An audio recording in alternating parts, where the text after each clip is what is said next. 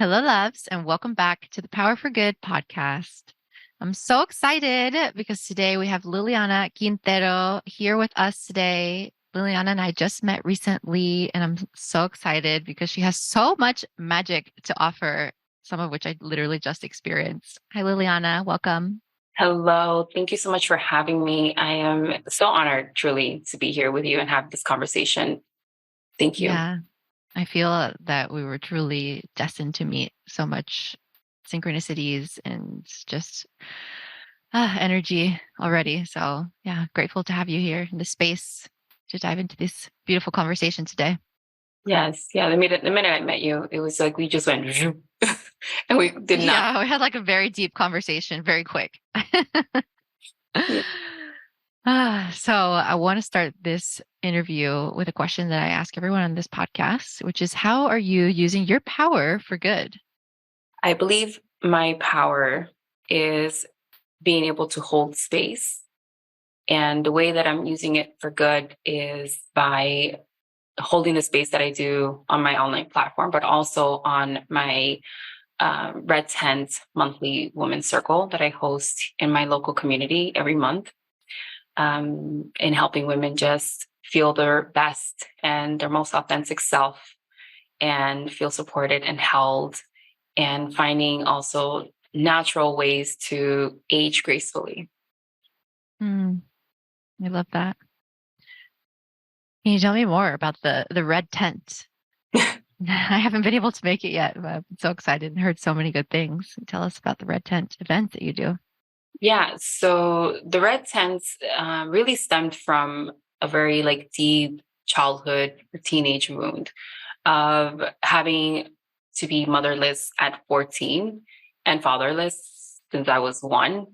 And it led me to feel the void of not having a community, not having the support of women, of wise women.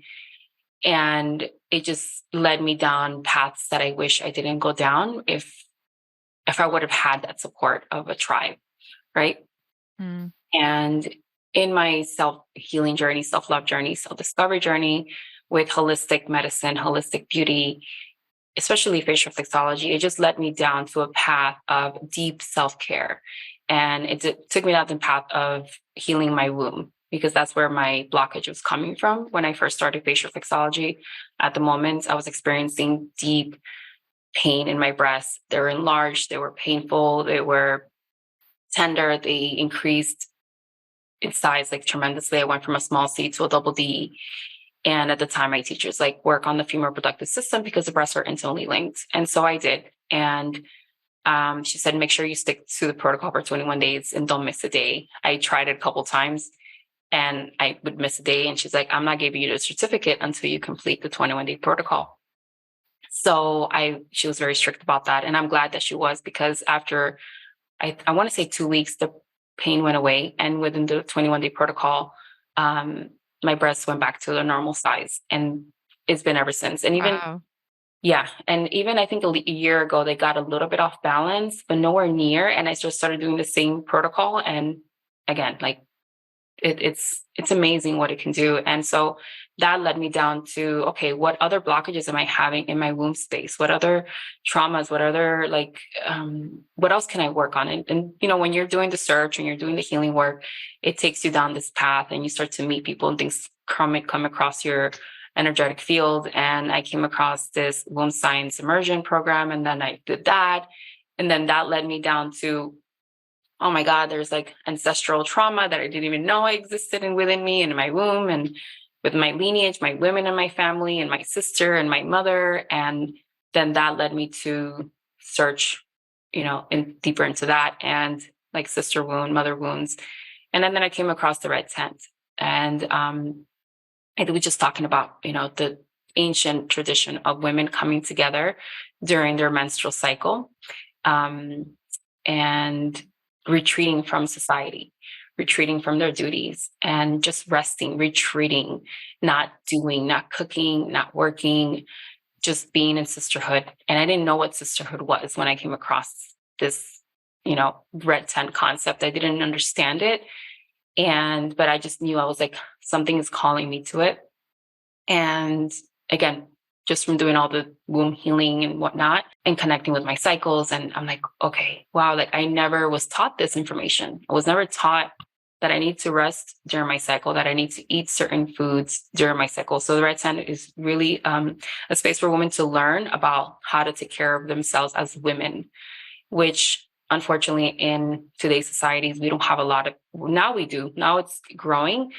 But I want to say when I was 14, that wasn't really available, let's just say, resources or spaces where women were taught about their cycles and how it affects them emotionally, psychologically, how it's important for women to feel like they can have a group of women, sisters, they can be just authentic and real and not put on the social mask. Right.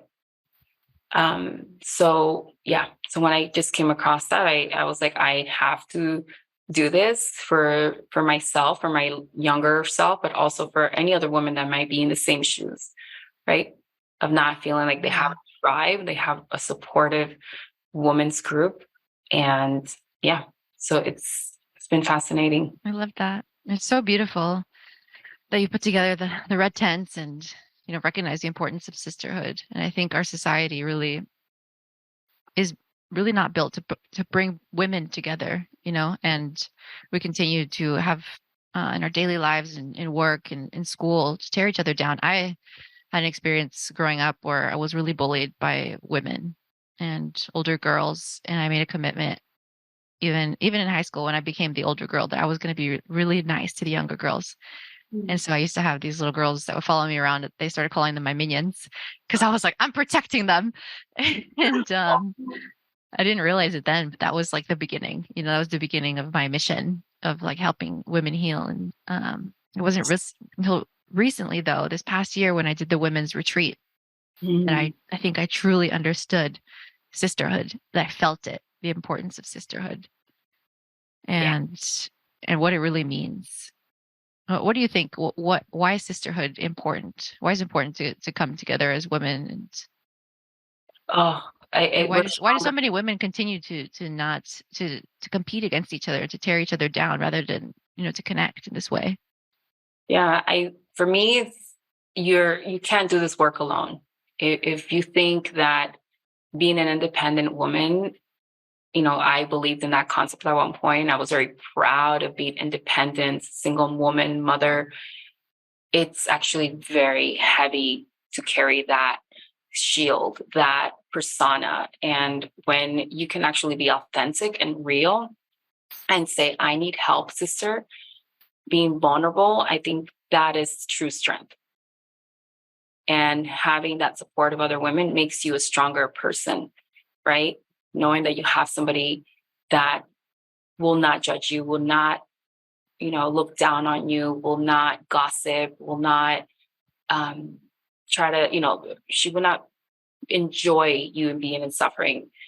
She will actually be their support. Having that, I think it's very important for any woman to have that. Because I've seen it. I've seen it in the red tents of women that have not had that support, who have not had the space to be 100% authentic and raw and real. And it's just so damaging, really, for women to not have that kind of space, not have that kind of support of other women and like-minded women, right? Because you can go to a support or have women, like I had women in my, family who weren't really the best influence. And everything happens for a reason. So I'm not going to say that I wish it was different. But if I can create those spaces where women can come together to feel supported and guided with other like-minded women who are doing the work, who are open to doing the work, then, why not? So also the concept of the red tent is, in ancient times, they also called it moon lodges in indigenous cultures. And the number one way to destroy a village, the number one way to destroy a village would be to destroy the red tents. They wouldn't attack the men or the soldiers. They would attack the women, the red tents. So that says a lot, right? It says how powerful women truly are when they come together and have a shared common value and support each other, because we are the seers, we are the oracles, we are the healers, we are the medicine women, we are the herbalists, the shamans, the doulas. So I think that is just another way of, trying to suppress the feminine, is part of the patriarchy, is part of just the imbalance that we're trying to create balance, right? Where we see each other as true, how do I say, what's the word? As an ally, like we need each other. Like you have something that I don't, and I have something that you don't, and let's work together. How can we support each other? Yeah, exactly. And I love that the red tent is built around really celebrating the menstrual cycle as well. Because in our world, in our culture, I feel like we've grown up hating the period, right? We do everything we can to avoid it, not talk about it. It's so shameful. So how can we start to actually use our menstrual cycle as something powerful for us, and embrace it? How has that journey gone for you? Oh my God, come to the red tent.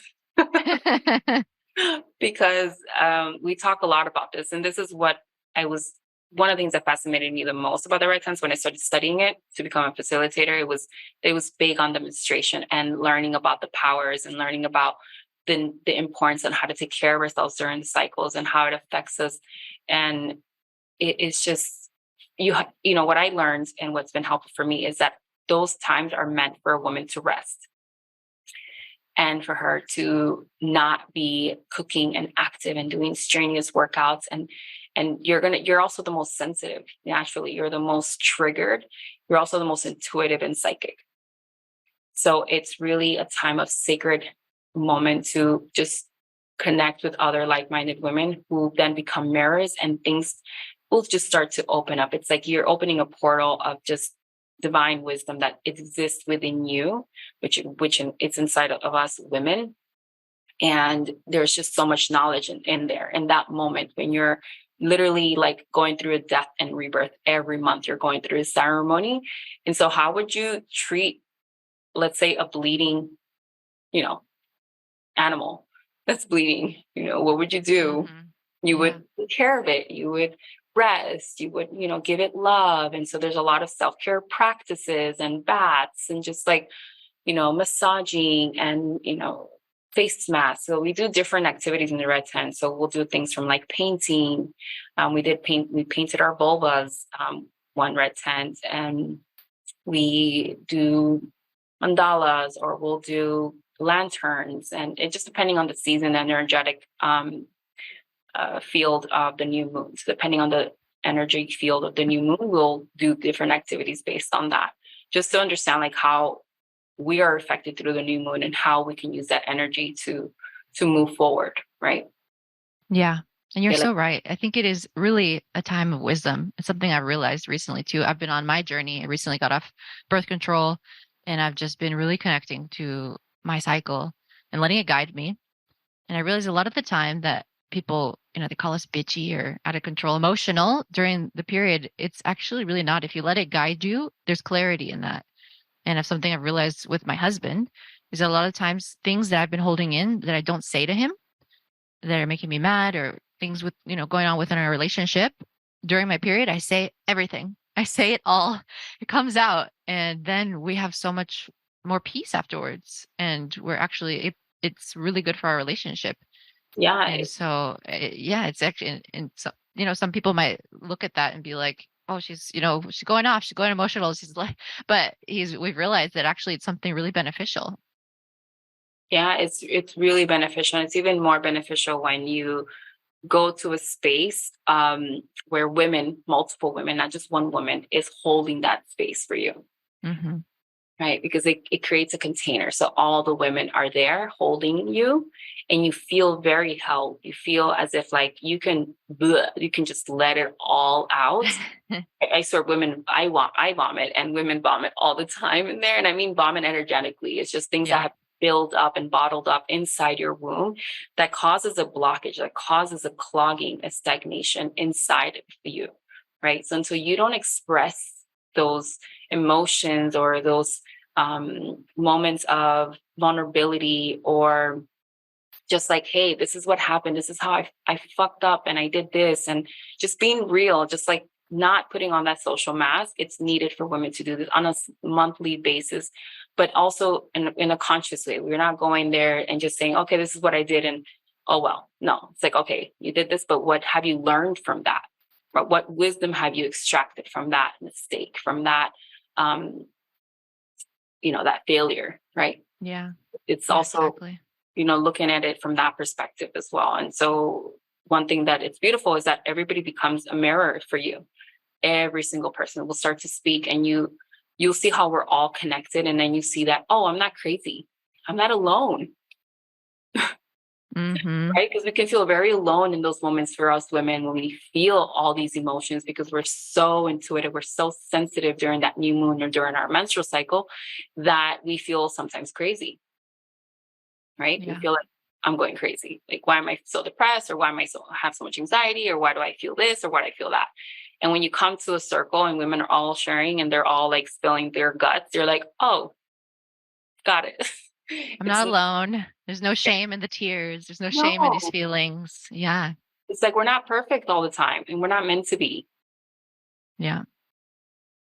So that's what's the beauty of it.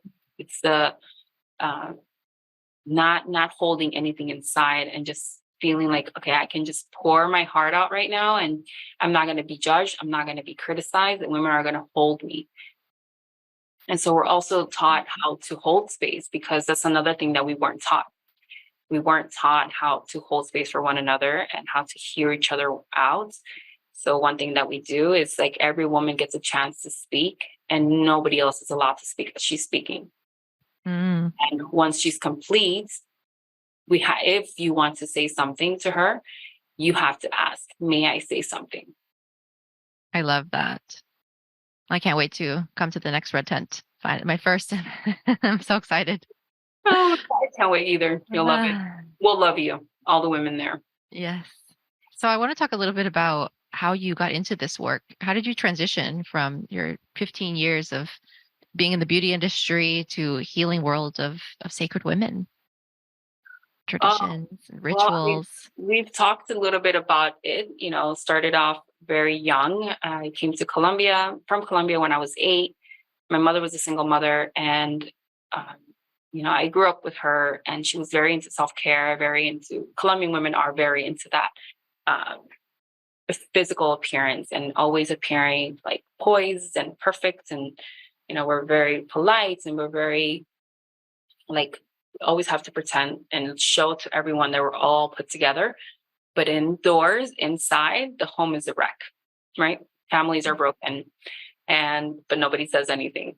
So it really started from a very young age. So that, and gosh, I can go into so many different avenues. But yeah, so I got into the modeling industry then when I was 14.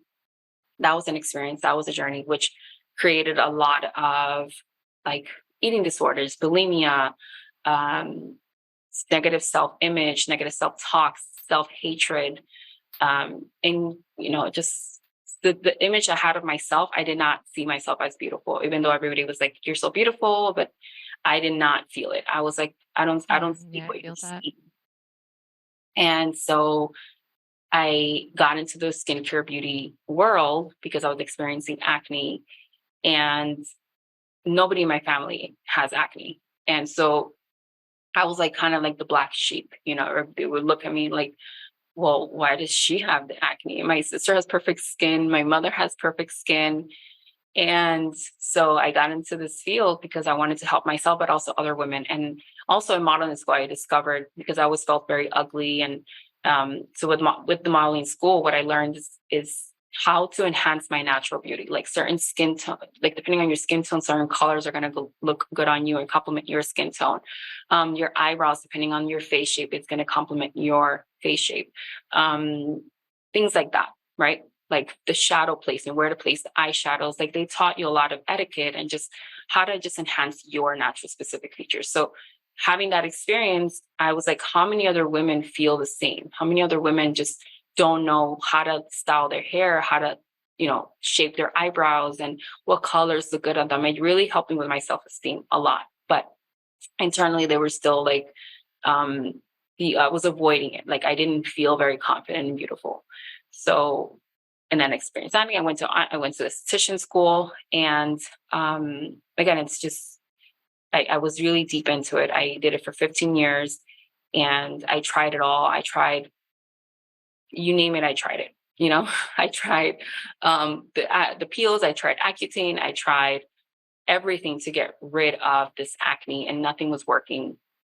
And then I started seeing a traditional Chinese doctor for acupuncture. Hmm. And I was immediately relieved with just like the tension and the stress and the anxiety. And I was like, wow, like this is really interesting. So I started like going down the holistic route of healing. And then my daughter got asthma and was diagnosed at 2 with premature asthma. They called it reactive airway disease. And they told me this is like the signs of asthma. And most likely she will have to be on an inhaler.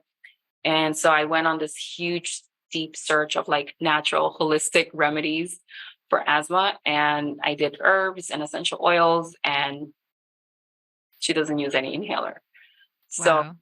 yeah. So it was a confirmation like this stuff works and there's other alternatives, right? I Yeah. had a muscle spasm that I couldn't walk for 2 weeks. They gave me narcotics and I was like out for 2 weeks. I went to see an acupuncturist. They did cupping, gua sha, and acupuncture. And I was walking again, like within a few days, a few sessions. So it's just like, I really was always about like the holistic way of healing my body, right?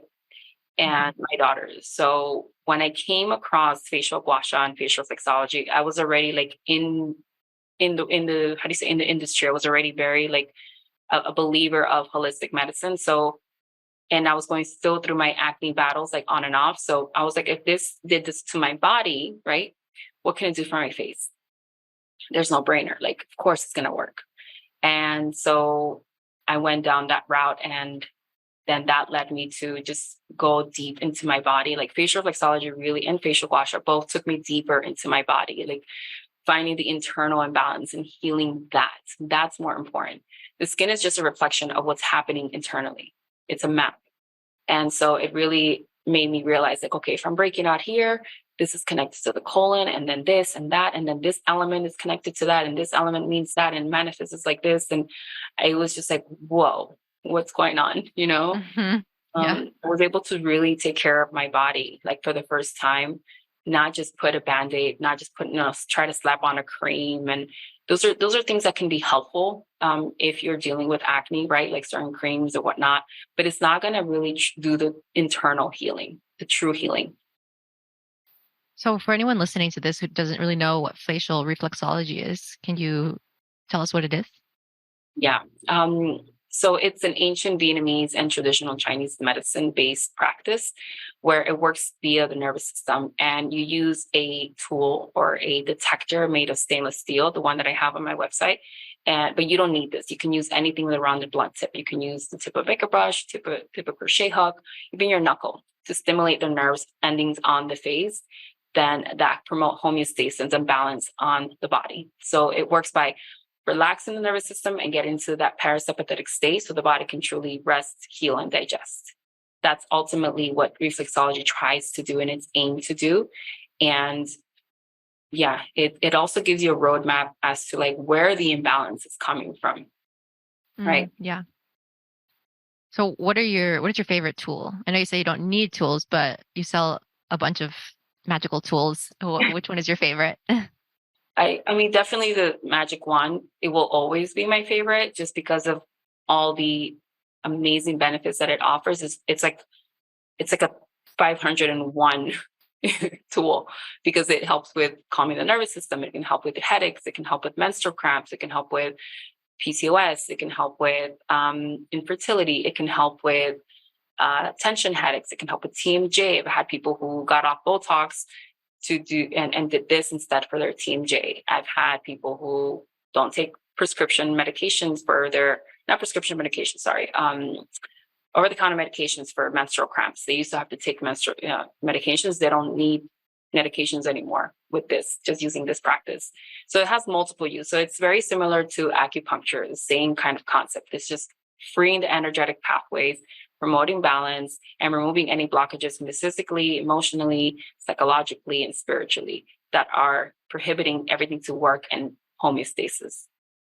So yeah, that's why I would choose this. But it's just different. For facial reflexology, a lot of people I see like they work really hard at trying to remove tension with this tool, and this not really working with the muscle. It's working more with the nervous system. So to release tension, like deep seated tension, I would go more for like, let's say the Kanza, the mushroom Kanza ones, or the dark green nephrite jade gua sha stone, or any other gua sha stone I would work on for like deeper, muscle tension release. Yeah. Yeah. And I've seen people using the magic wand. Like they take it, and I've seen, obviously, you take it with you everywhere. Everywhere. You can use it on the plane while you're driving. Yes. Yeah. Everywhere. I have a headache, magic wand. I have, some anger, like, coming up, and I need to calm and let it go and release that emotion of anger a little bit, just calm it down. I'll work on the anger points. If I have stomach issues, if I'm traveling, I just have to take it with me. I had stomach poison in Colombia, and I was in excruciating pain. It was bad. Really bad. I think that's where my parasite infection began. Oh, wow. But I did the points to help with my stomach, and I was able to walk at least. I was able to just walk and not feel it, because I was feeling very weak. I was Yeah. I was out of breath. I couldn't walk. Wow. Yeah. Well, I love it because I feel like the tool and the practice, it really empowers you. Yeah. And what I hate so much about Western medicine and prescriptions and pharmaceuticals is that it takes your power away. It makes you dependent, as which was my case, which I've shared with you. And if you're listening to this podcast or have listened before, much of my experience and how I became very dependent on pharmaceuticals. And I feel like our culture here in America is set up to make us dependent. And it doesn't really empower us to take care of ourselves. It's numbing the pain. And you mentioned it before, putting a Band-Aid on our wounds. Yeah. And so I love your practice because it's really allowing you to get to those roots, allowing you to have something where you can take care of yourself. Yeah. And it's beautiful that you said that, because that's exactly what facial reflexology is about. It's about giving the power to the people, and that someone or anyone doesn't have to be so dependent on preventative medicine, right? I mean, emergencies, 100%. I'm grateful for Western medicine. I'm grateful for even Eastern medicine, just medicine all around the world that is there for those emergency cases. Mm-hmm. But for a headache, for menstrual cramps, for indigestion, for just like little things, there's no need to take an over-counter medication that can cause actually more side effects, right? And Yeah. other problems, like for your case. So yeah, absolutely. And when we do take those medicines, we're not always getting to the root, and like it is a Band-Aid sometimes. The body is always giving us signals, right. And so like I got medication for anxiety, and all along I didn't realize that my body was actually trying to tell me something. So when you just suppress, with the medications, with pills, sometimes you're not actually listening. The body is so intelligent. And so it's constantly trying to give us signals. So I can go off on a whole thing there. Yeah, no, absolutely. You're spot on about the signals. It does give you signals through either the face with facial reflexology, with face maps, through our body, our senses, our sense of smell, our sense of taste, or our hearing, everything. We are giving these senses for a reason, and it's really to pay attention to how our body is speaking to us when it's communicating with us. And with facial reflexology, it's one of the things that you really are invited to sit with yourself and feel, and go to the root cause, go to the pain, go to the discomfort, go to the place where you're having the imbalance, and sit with it. And a lot of times we're always looking for like the quick pill. Give it to me now, fast. I don't want to feel it. Mm-hmm. And this is the opposite. You have to actually feel it and go there. So for listeners who are interested in this journey, or what would you recommend as a first step? Many of us live life disconnected from our bodies, feeling out of control and reactive.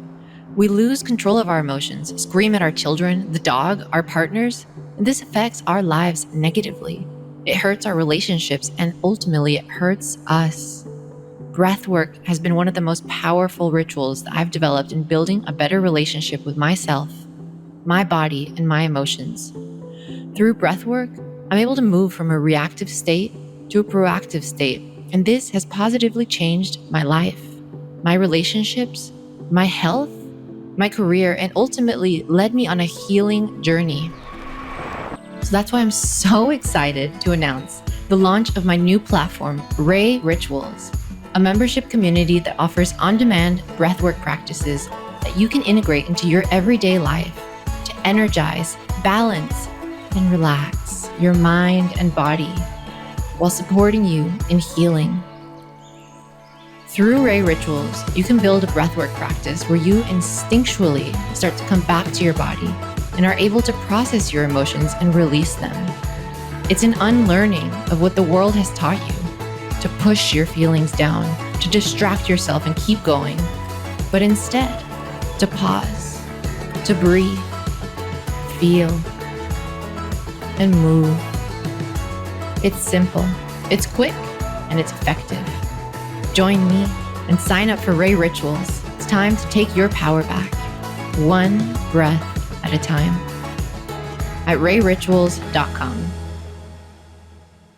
There's different routes, and that's why I offer a lot of what I offer. There's the online membership where I offer all of my workshops, all of the pre-recordings that I've had, workshops that are helpful for specific needs, like for digestion, for respiratory, for the pelvic floor, for feminine flow, and just different workshops on with facial reflexology. And then I also offer one-on-ones virtually, which is something that I recommend if you're someone who has more of a sensitive condition or chronic condition, or just something that requires more attention, more care.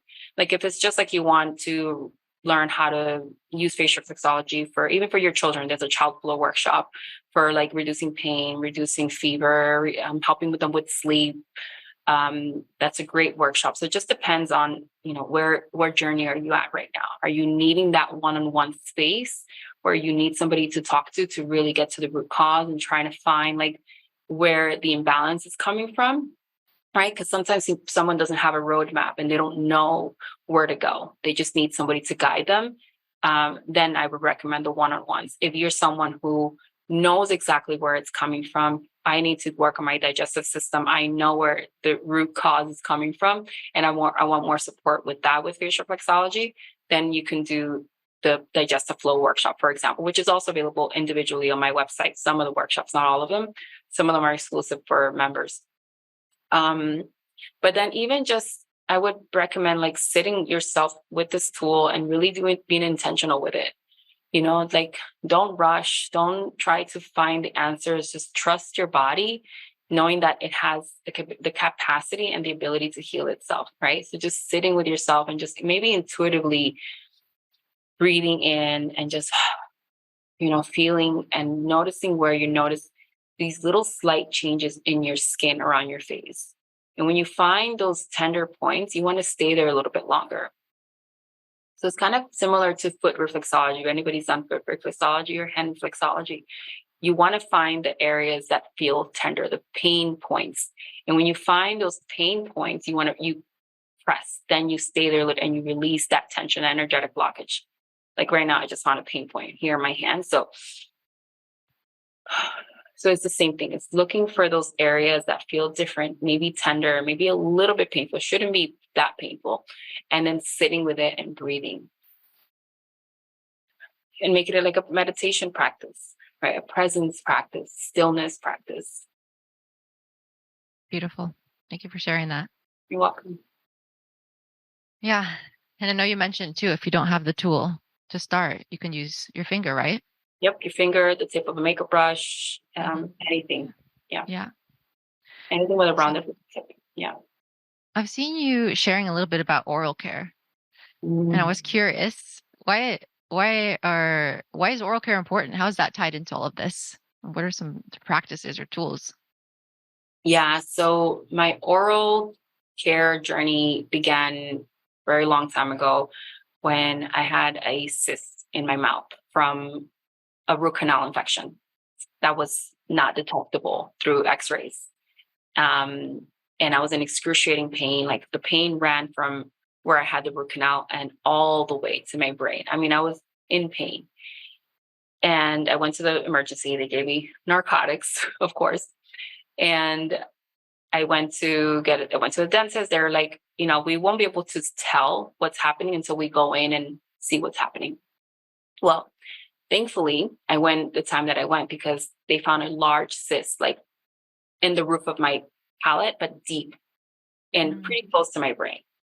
So ouch. he said if I would have waited longer, the infection could have spread to my brain and I could have died. Oh my gosh. So they had to remove a large chunk of tissue um, to remove this cyst. And so that just led me down to the journey of like, root canals and how did this happen and how is this even like possible, right?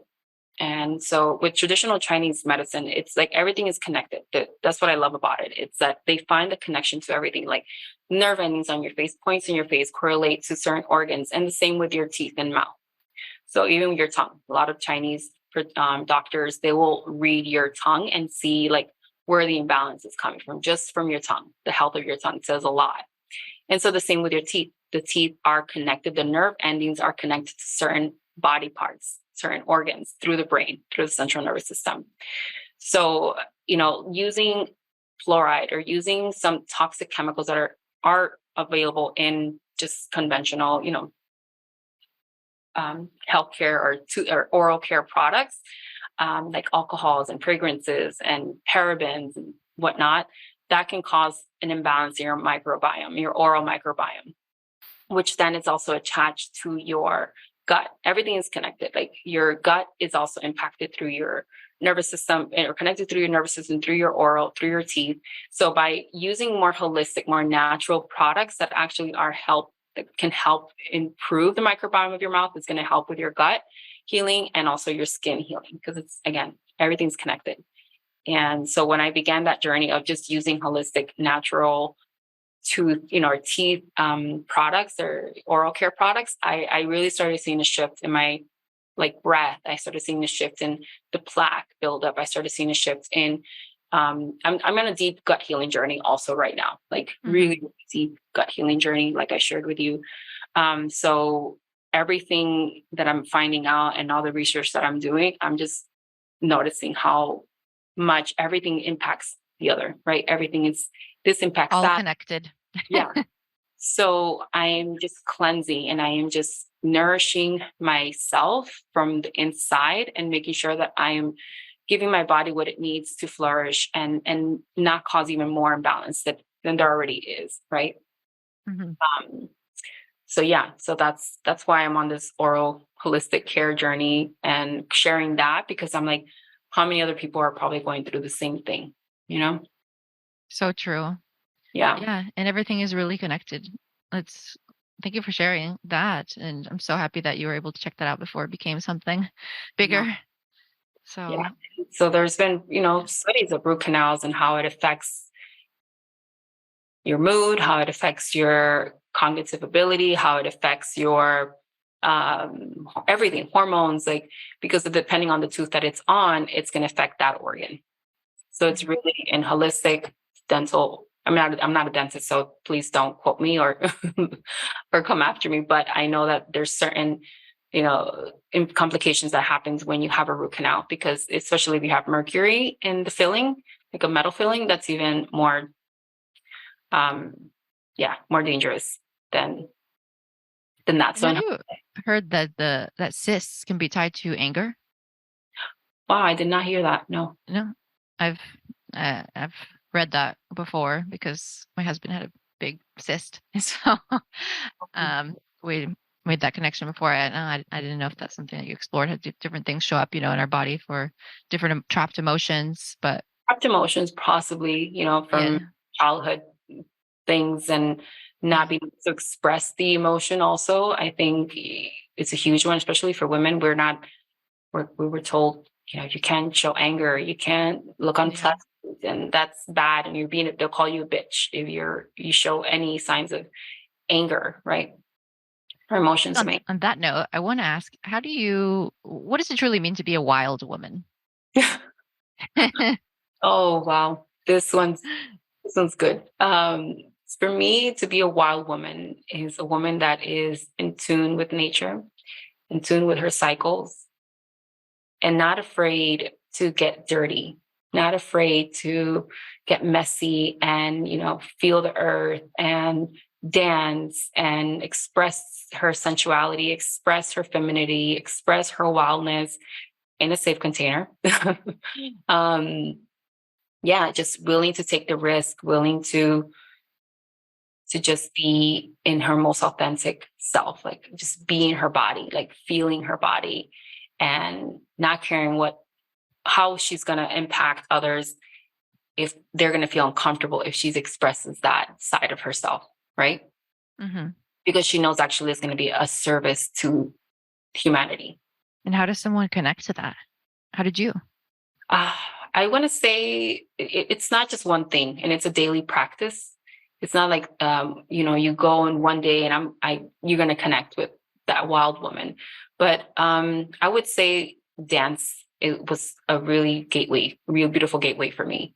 Just Mhm. dancing and being sensual and feeling, because that's going to get you into the body. So feeling the body and just feeling and releasing and not being constricted and rigid and like just feeling the body and relaxing the body. And so dance has been very helpful for me to express that side of myself. Yeah, I would Mhm. say that. And then also just doing things that are uncomfortable, that Yeah. are really uncomfortable. Like, for example, I went surfing in Mexico and I would never have done that in the past. But once I started to connect with that wild woman within me, I was like, I need to do that because I know that she craves that. There was something that I would look at people surfing like, that looks so cool, you know? There is And some resistance though, sometimes to doing those things, right? We have those sides of ourselves. No, yeah, how do we push past that? just doing it. Just do it. Push past the discomfort and into the Again, power. it's a practice. It's not like I got there overnight, it took me a couple of years of practicing stepping into areas and spaces that I would normally feel very uncomfortable with. Even like social media, in the beginning, I was very uncomfortable with speaking to the camera. Actually, I was terrified of speaking to the camera and just like, yeah, no. I remember I worked at the spa and she's like, you have to do, Instagram posts and talk. I'm like, nope, not happening. I swear she was like, you have to. I'm like, nope, not happening. But I I said, this is for me. I'm doing this because it's a practice, something that I know I'm uncomfortable with. So I'm just going to step into it, even though it's uncomfortable, even though I'm going to mess up. And I think that's another one. It's like you have to be okay with fucking up, Mm. Mhm. like not look for perfection, not look to be perfect and have everything perfect because that's an illusion. There's no such thing as perfection. And just, yeah, being willing to get dirty, being willing to fall, being willing to get slammed by that wave and look like a fool. Like I did Yeah. improv, and that was also another journey I went through of public speaking. And it was in an audience. We had to perform. We were preparing. It wasn't like we were thrown to the wolves, but still, like the thought of me having to perform in an improv scene in a public, stage and people watching me, and I was like terrified of that. But I'm like, I'm stepping into that uncomfortability. I mean, even if I fuck up, like, so what? Yeah. Yeah. And like you said, it's a journey. It's been thing after thing, and slowly you're getting Slowly, yeah. closer to your wild woman self and to opening up to your truth, really. Yeah, like little bite sizes. You don't have to Yeah. run a marathon in one day. You can start by walking every day 15 minutes. It's the same with this. It's like every day, maybe take a salsa class, if it's something that you're uncomfortable with, dancing or just being around others and moving your body, like take something smaller, or take an art class, take something that's going to get you out and be social with others, and little things like that. Yeah. Yeah. I used to be so scared of public speaking and presentations and things in school. And then the first thing I did, I took a yoga teacher training when I lived in California. And I remember I was so scared to teach my first class and I looked like such a fool, but I just did it, and that was the beginning. And then since then, I feel the first time I started my YouTube channel as well. I remember I was so red because I turn red all the time. I can't hide it. My face turns red. And so I remember looking back at that video and I'm like, oh my God. Yeah. So scared as well to be in front of the camera and just push through it, just did it. Yeah. And it took you, like, taking that yoga class or certification, and doing it in bite sizes, and again, continuing to not stopping. It's another one. It's Yeah. like, Keep showing up. keep showing up. Like, and that's something that I had to come to conclusion, or just be honest with myself of, why wasn't I showing up? What was I afraid of? Right. Mm-hmm. And I was like, I'm afraid of people not accepting me. I'm afraid of being rejected. I'm afraid of not being liked. I'm afraid of being abandoned because I had deep abandonment wounds. So that's why I was afraid of showing up. Yeah. And sometimes that can be, like, again, it could be selfish in a way. I heard this once about people being shy, because I owned being shy. I'm like, I'm a shy person. I'm very proud of it. I do not speak. I am. And somebody once said, it's a very selfish thing to do, because people need to hear what you have to say. Mm. And you're keeping that to yourself.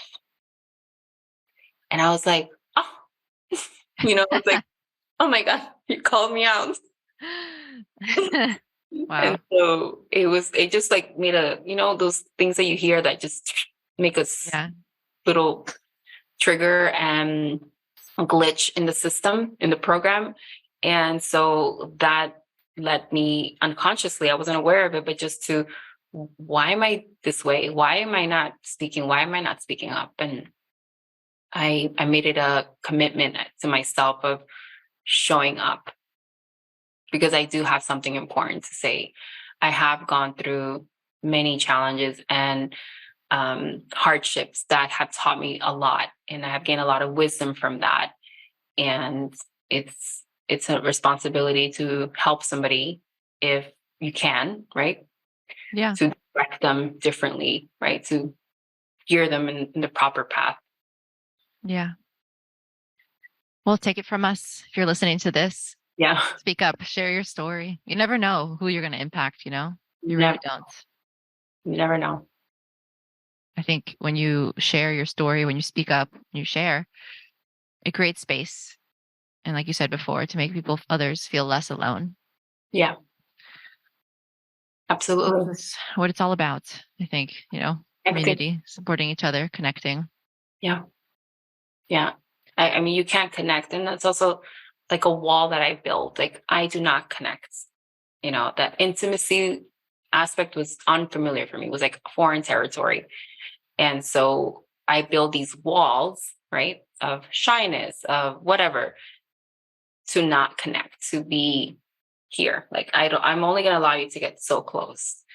And it was actually hurting me. It was actually not in service to my development as a human, as a mother, as a sister, as a daughter. It was hindering my growth, right? There's a book that really helped me. It was called Broken Open. I was going through a very deep heartbreak, and I was in the library. I always went to the library when I was heartbroken, but I came across this book, and books always have spoken to me in a weird way. Like, I go there and I go to a section, and there's always a book that stands out that does not belong in that section. And those books have been really life-changing for me. And I feel like it's like an angel who placed it there. And, it's like, you're going to go and read about this, but let me put this book in there.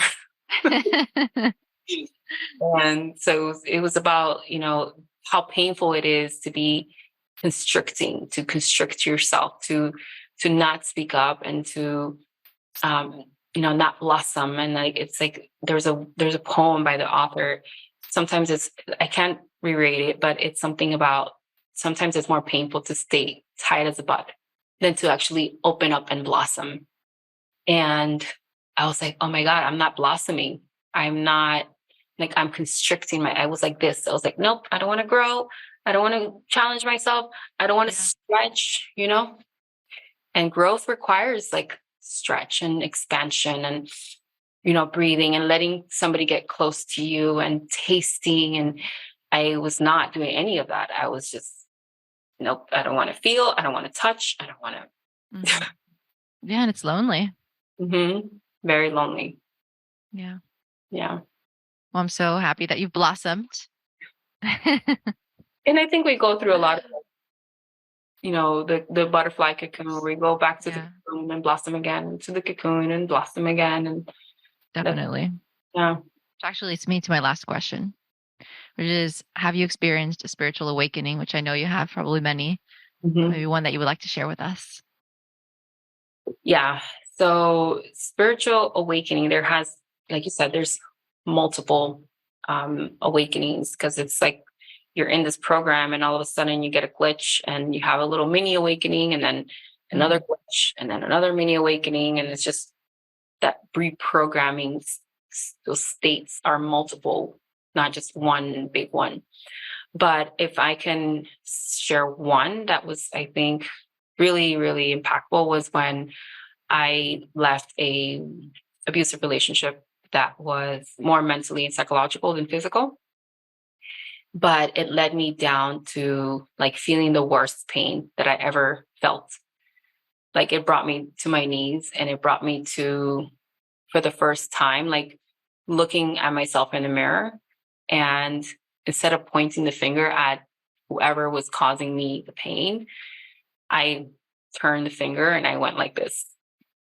Mm, And that was the first time that I looked at my flaws, my shortcomings, my unconscious behaviors. And I was like, oh my God, like, I contributed to this. And how did I not see this? And it was painful. It was not, for me, it wasn't a pleasant awakening experience. It wasn't a pretty, like, I'm awakened. yeah. I'm so like spiritual now. No, it was more like, oh, you are very selfish and self-centered. And it's just like hard truths of Yeah. programs that were instilled, and um, things that you learn growing up from, defense mechanisms that you pick up on, and you learn through being in a state of fight or flight from, right?